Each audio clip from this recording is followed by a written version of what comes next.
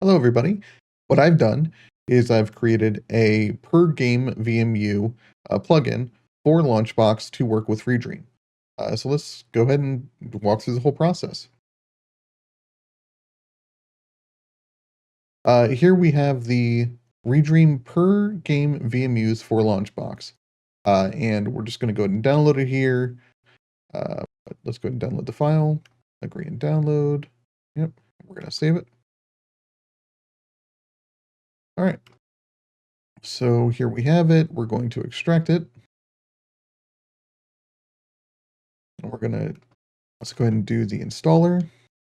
And here, I'm going to put my LaunchBox directory. And then there is my Redream directory. I'm going to hit install. We're just going to go ahead and install. And that should be good. All right. Okay. So with that, why don't we go ahead and open up LaunchBox. All right, we have LaunchBox loaded up, and we have our games list here. We're going to go ahead and use Phantasy Star Online and Phantasy Star Online version 2 as the examples in this particular demonstration. You can only have one character per VMU, essentially. So we're going to go ahead and load up Phantasy Star Online.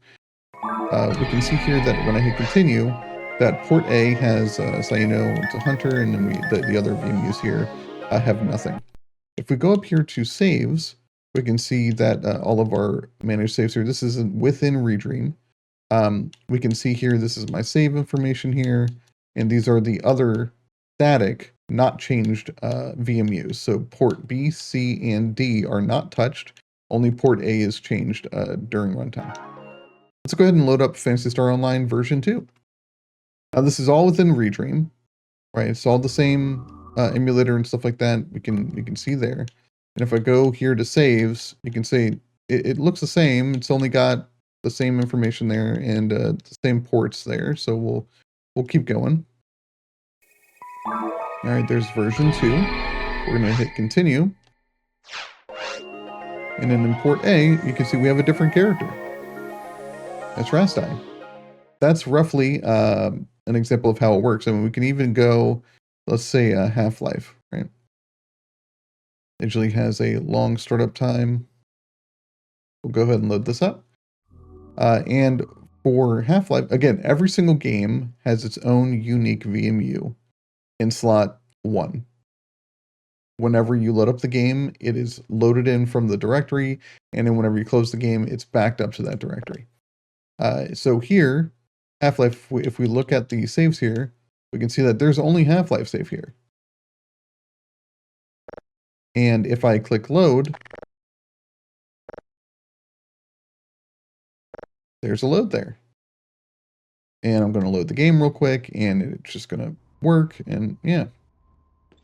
So how exactly are these VMUs being managed, and where are they kept?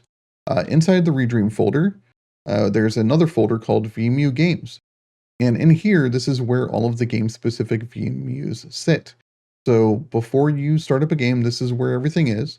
When I go to launch a game, it pulls it from here and then replaces VMU 0 with that VMU file. When I exit the game, it takes this VMU 0 file and then backs it back up here with the name of the game from LaunchBox. With that in mind, you can freely share these and trade them and everything like that. The only issue is, right now, there's no region distinction. So every region of GTA 2 will use the same VMU, essentially. This is Saieno, and yeah, thank you for checking out the video. Hopefully this has helped. And if you have any questions, leave a comment down below. And leave a review if you like the file. I know that per-game VMUs have been a feature request for a long time with Redream.